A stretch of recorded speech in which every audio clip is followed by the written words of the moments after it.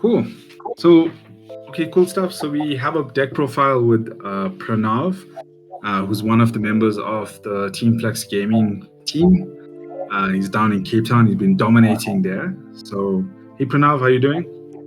How's it, Josh? Very well, thanks yourself. Cool. So yeah, your Shadal Invoked Dogmatica deck has been really performing really well. How have you been finding it?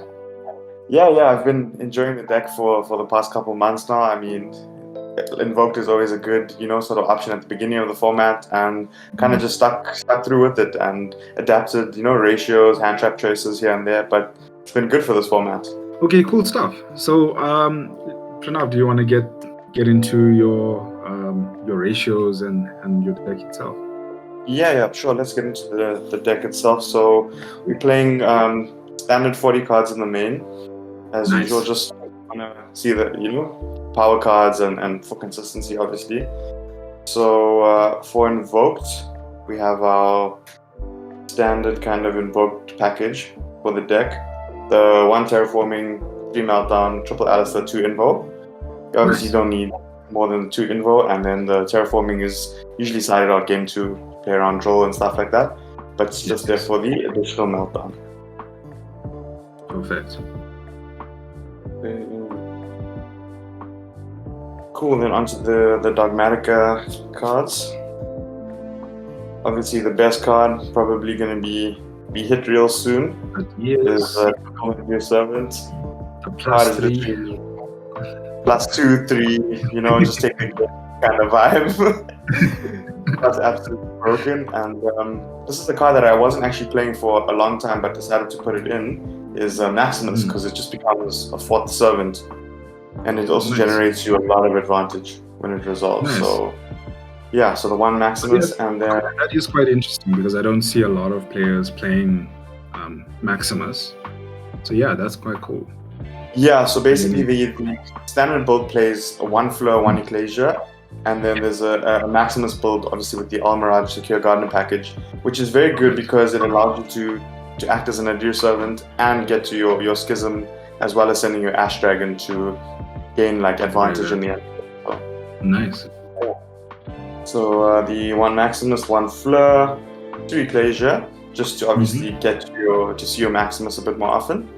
And it's obviously a light target to play with, and you don't mind actually fusing your light targets off, like your Dogmaticas for Shadal Fusion and stuff, because you can just add them back with Servant from the grave. Okay. So there's actually some nice synergy there. And the 1 Punishment, the card that I dislike, but it's necessary for the deck. So yeah, it's the small Dogmatica package, but it's also effective and wouldn't really play any other ratios. I mean, I've seen decks bump up the Ecclesia to 3, but personal preference, I guess. Yeah, so I guess you can search it out. Yeah, exactly. I mean, you need the second. You got the Ash for the Ash Dragon, special summon or whatever. You have the second there. So the third one is just sitting in deck, I guess. 100%, yeah. So it does become a bit cloggy at 3. So I found that the 2-1-1 ratio with the 3 Servant worked the best. Nice. And then onto the bread and butter kind of part of the deck is a small but super effective Shadal package. I'm just playing the 3 spells, the 1 trap, and then 5 monsters in the main. Nice. So it's basically the 1 aerial, 1 beast, 1 dragon, 1 hedgehog, and 1 windy. So I've been back and forth about the actual hedgehog in the deck and tinkering between 4 and 6 monsters. And I found 6 was a bit bricky at times, and you'll understand why I cut it down also with some card choices to follow. But I found that 5 worked well, because going first, if you just open Shadal Fusion, it doesn't really do much. It just kind of becomes an negate or like discard fodder for Apkalone at least. But with 5, you do increase the chance of opening a Shadal monster, because if you do open a Shadal monster with like Nadir Servant, you tend to generate a bit more advantage of the discard and stuff like that. Sure. Perfect. So yeah, that's the Shadal lineup. Have you tried Genius at all, or does it not really work? I I did Tech Genius for the kind of zoo format, because Shekinaga is also a good way to send, because sometimes this deck can lose to like Zoo Eldritch and those kind of niche matchups where a one card starter can out the entire board. So having Shekinaga was an option to play with Genius, but just not at the moment. Like I wouldn't consider it for this kind of build. Okay, perfect. Yeah. And then getting onto the more tech sort of cards for the deck, Double Prosperity. A lot of people say that 3 is obviously more correct, especially for a consistency card. I mean, the thing is though, it's just hard to resolve more than 1 prosperity, because extra deck space is very important, and you're already sending cards off Maximus. Yes. So you do kind of need to, manage your resources effectively, and this deck just, you can't play without the extra deck. It's a fusion-based deck. Yeah. So yeah, so I just went with the 2 prosperity. I did cut down the Super Poly to 2. A lot of people I've seen cut this format entirely. But I mean, it's Super Poly. It's just, helps you break boards, help you play into the Drytron matchup. It even helps you dodge things like Imperm, and clear like problematic monsters like Appaloosa, stuff like that. So yeah, so I was very happy with the 2 Super Polys. Then for the last 2 kind of tech spells, it was double Cosmic Cyclone. So a lot of decks currently aren't, like maining like removal and stuff like that, because mine's not really in the format as much. So this was just more a meta call for my locals and the events that I play in Cape Town, because there are a lot of floodgates and problematic cards. Like this deck loses so hard to IO. So like Imperial Order and mine, this deck just kind of like dies out to that, because if you don't make obviously removal, it does struggle. So just the 2 Cosmic in the main, and it seems like a lot of the meta contenders, or I guess what we see in locals, most of the decks have some kind of backdrop of some sort. Exactly. So you have the Revolt, and you have the Schism, and then you have PW with the Chuche. So there's always sort of a target. It kind of makes sense to have Cosmic. 100%, yeah. And that's why I went for Cosmic over things like Duster, because it's chainable and settable. So if you're going first and you do draw the Cosmic, it can still be used as an interruption. Whereas like blowout cards like Duster and stuff like that, they lose harder to IO and anti-spell. And obviously it's at 1, so I mean, and if you set it, it's not as impactful. So perfect. And then lastly, to get into the hand traps, I just played the 8 in the main with double Veiler, double Imperm, double Ash, and double Bell. Perfect. So as you sorry, I guess you know what the question is going to be. Why 2 of each? Yeah.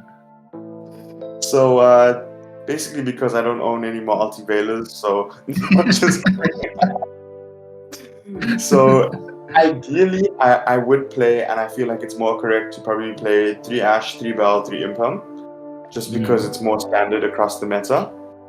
But I kind of like adjusted this to my locals and the kind of decks that I played there, and I found out that Veiler being a light target and being able to interact with, like in a game state where Imperm can't, like, you have cards on field, you have an established board.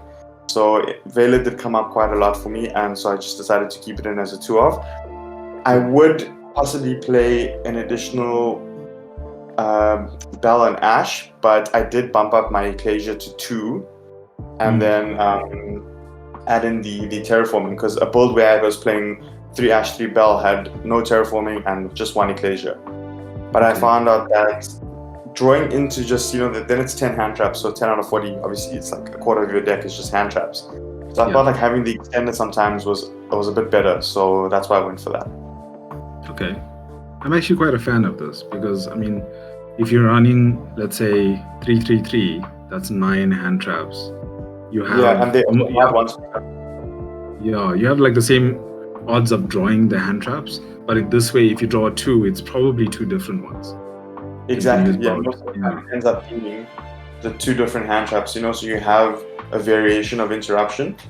Yes. So yeah, that's why I kind of went with that choice. Nice. Cool. So let's get into the extra deck. It's fairly standard as well because it's super tight. So your normal Almiraj, Superior Gardener, and Verte. So in this build, it's very hard to fit obviously additional links in because it's very, very, very tight. And obviously you need the extra monster to play the Maximus combo, so there's no Artemis or Gravity controller. I feel like I do miss the Gravity controller at times because it's nice to link off, to add back your Shadow spells and traps and things. But I mean, I guess that's what Verte is there for, because usually you do have a body or two just to climb up into and get that. So yeah, these are just the 3 links for the deck. Onto the fusions. For the invoked, we have 1 Macabre, 1 Purgatrio, 1 Origen, and 1 Agos, however you say it. It's a new boy. Daddy's getting a secret grade in the tins.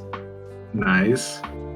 Yeah, so just 1 of each, just for obviously utility and whatever you don't need in the certain matchup. You obviously banish off like prosperity and things like that, but yeah, thought 1 of each has been good so far. How are you finding the Purgatrio? Because I know some guys don't play it, some people do. This is actually the latest addition in this extra deck because like a few friends of mine, shout out to Pranav and Joburg, he was playing this as well for OTKs, and he convinced me with the Almiraj package because you guaranteed a fire engrave more often than not, through Ash, things like Almiraj, and like your opponent's deck, like a lot of meta decks today are like playing, at least a fire type monster. So Purgatrio does come up a lot for OTKs, especially if you're baiting like the board and you just like bait out interruptions and stuff. To go into Purgatrio, you can just steal the game. Because this deck doesn't play any sort of boss monster like Access Code or Borrow Sword or, any kind of mass like board clears. So Purgatrio does help you go for game a lot. And I mean, obviously you got those Alistairs in hand, you just chuck them on and boost it. So yeah, happy with the Purgatrio. I mean, to be fair, a good few times it does just go off prosperity. But it is there for utility off the ball. Yeah, and then just having the option. Yeah, 100%. To get into the Shadows, I play 1 Construct, 2 Apollon, 2 Winder. So basically the extra deck is way too tight to facilitate a second of the Construct. Like I would like to play it at 2 because the utility is just crazy, but obviously we're very, very restricted for space and with the Maximus build. So 1 Construct, 2 Apollon, because you'd like to have 1 for Schism, and 1 obviously goes off Nadir, usually turn 1 because we open it. And the Windows just always open it, And the window is just there for the least need, we don't need to expect. It's just, she's window. She's big. Just WinCon. Just WinCon. Yeah, she's right. She's the WinCon. Helps you slow it down, and then once she's on the field, you just loop your invoke package and push for game. Okay. So it's so crazy. And that's the Shadow package. And then for the last 3 slots in the extra deck, playing 1 Ash Dragon, 1 Mud Dragon, and 1 Elder Entity Entus. Cool. So that's quite interesting. You're playing Mud Dragon. Yeah. I'm guessing to break the odds with Super Poly? Correct. That's what I went for. I mean, during last format, which was kind of Dragon format, it was triple Super Poly Starving Venom. Because that was just, it was the go-to. It was like the strongest, one of the strongest plays against the deck. But I feel for this format, Mud Dragon has a lot more application because I mean, obviously there are decks like when you look at it, like even Drytron that ends on like the Herald board and stuff like that. You can like still super poly into something more generic. It does come up like against a larger variety of decks. So that's why I went for Mud Dragon. And the quick effect it actually has, which most people don't know, is like to prevent your monsters from being targeted actually helps. Like it does come up quite a bit, you know. So like it helps you like not let your Alistair get impermed and stuff like that, which is very useful. Nice. Yeah. So I mean, yeah, I just went for the Mud Dragon. This is obviously explanatory to send off the Maximus play and for Nadir, and yeah, Elder just for that pop 2 when you need it, or to send off Nadir to out like floodgates or problematic monsters and stuff like that. So that rounds up the extra deck. And yeah, should we get into the side deck? Yeah, go for it. So I mean, as everyone knows, side decks are like entirely locals and meta dependent, but I feel like this card has been and will be in a lot of side decks for time to come. Like it's just utility is crazy. So I mean, there's a reason it's at 1, you know? Yeah. It's a 2 for 1. 100%. 2 for 1 in most cases. In worst. Yeah. Forces like negates, battle phase even, you know, it's just crazy. Yep. And then I went with double lance here. This has been kind of I would like to play it at 3, but I just don't have space, and I feel like without, you know, with Misk at 1, our Dino boys are just they laying low. Thank God. No, it's one of those things. So I feel like at 2, it does, you know, provide enough utility for the Tri-Brigade like matchup and stuff like that, where you can stop them for a turn. And I mean, there is still a lot of banishing in the meta like these days and stuff like that, especially, you know, with like draw cards and stuff like that. So yes, a Lancia, I mean, Josh, you'll even agree against VW is a well-timed Lancia can go in pretty hard. Yeah, it's rough. It's rough. Yeah. Well, I would like to play it at 3, but unfortunately, there's no space for now. I guess like with Dragon Link and VW, also they're not like top tier at the moment. I think it's just Tri-Brigade, so it's just really one deck that's using a lot of banishing. So exactly. Yeah. And then it's the triple draw is it's kind of I would maybe cut this to 2 to play 3 Lancia, but draw of this format is just, it's so good. Really? In the mirror, in the Drytron matchup, you know, even against like VW, the kind of like the more rogue matchups as well, draw is just, it's so strong. So it's been very, very, very good this format for me. So that's why I've just, you know, kept it. Nice. Yeah. And then getting into the more board-breaking hand traps and cards, I went for double nib, double droplet, and double Dark Ruler no more. Okay. So the actual reasoning behind this is very strange. I mean, nib this format, it's not that great. Yeah. Like, you know, there's like it's more of a control format. There aren't a lot of decks that you freely get to nib, and obviously like Tri-Brigade makes Appaloosa on the 4th summon anyway, so it doesn't, you know, and Drytron can have like, you know, an inherent out through like Orange Light. This Shaddoll Dogmatica sets up Macabre, so, you know, even VW can set up Crystal Wing in under 5, so not that crazy. But certain matchups like Salad and decks that can't inherently play around nib, it's just there to punish. Yeah.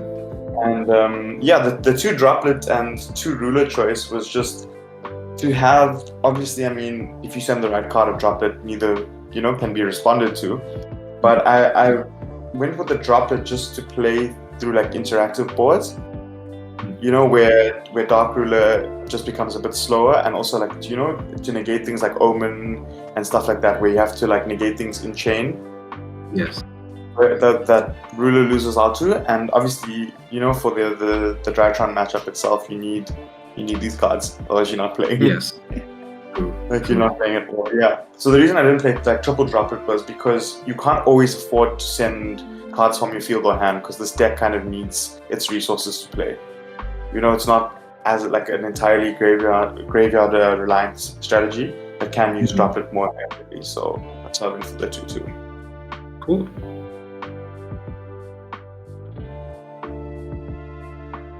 And to round it off, as you can probably see, is just the triple twin. Perfect. Yeah, I would. I don't think I would switch this out for anything.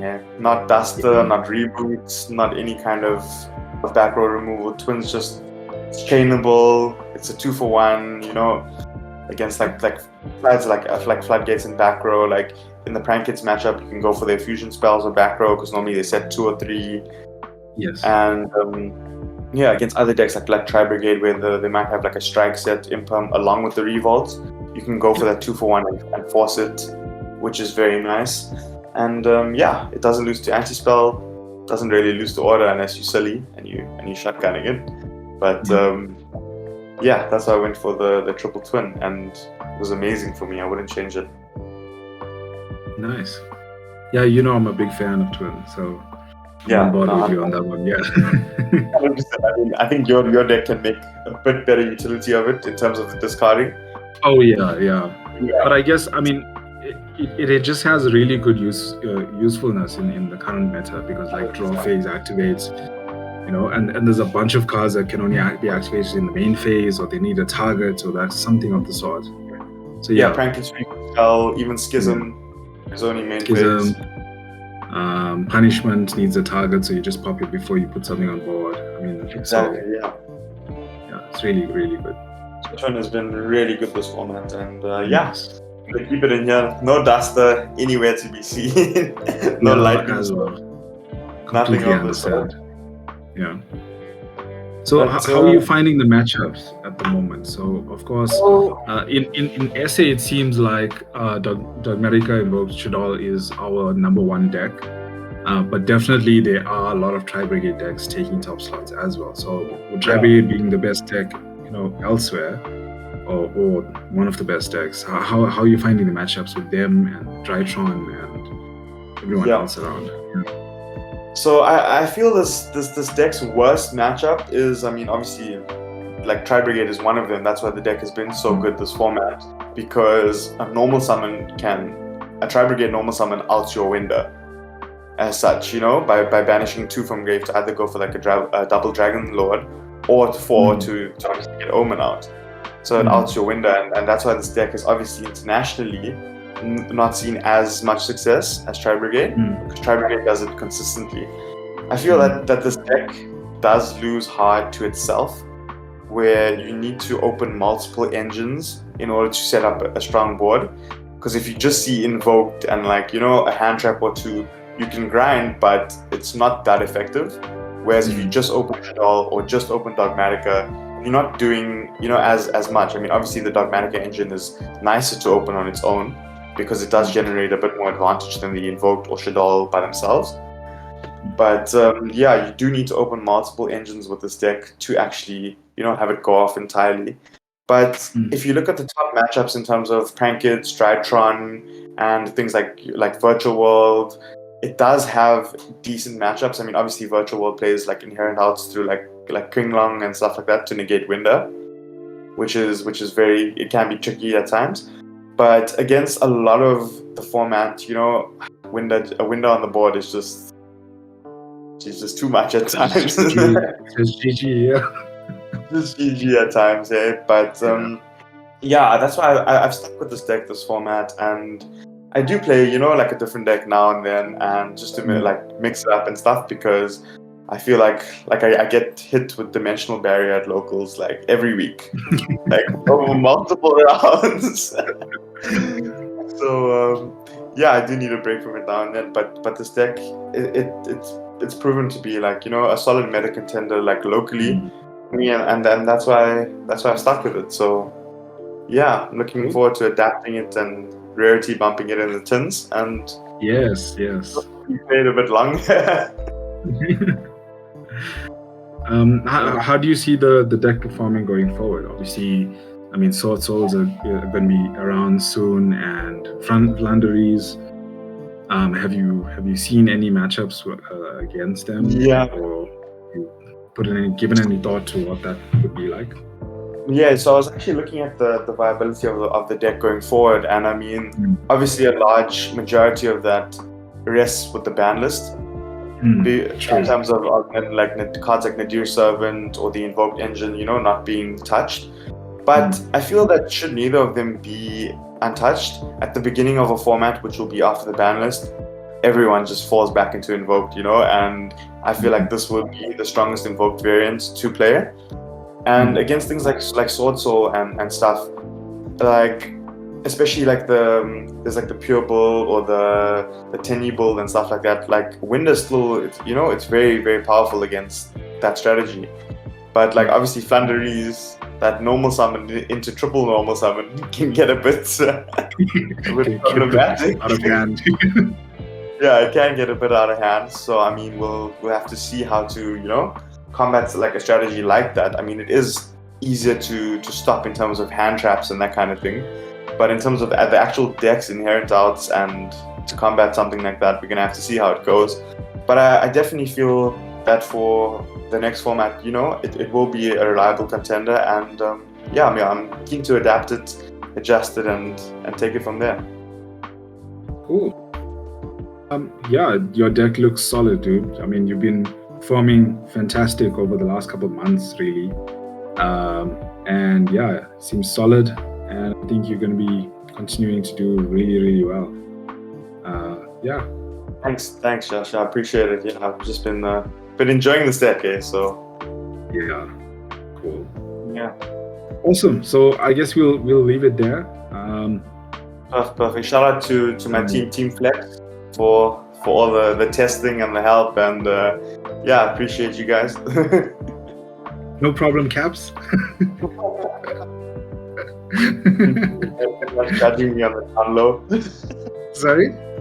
I appreciate you guys judging me on the down low for being a rarity hope. But very, very grateful for the hours and the tech choices and stuff. No problem, dude. And for you, from our side, the same, because you obviously help us with our builds and that kind of thing as well. So, no, 100%. Always appreciated advice. Anytime.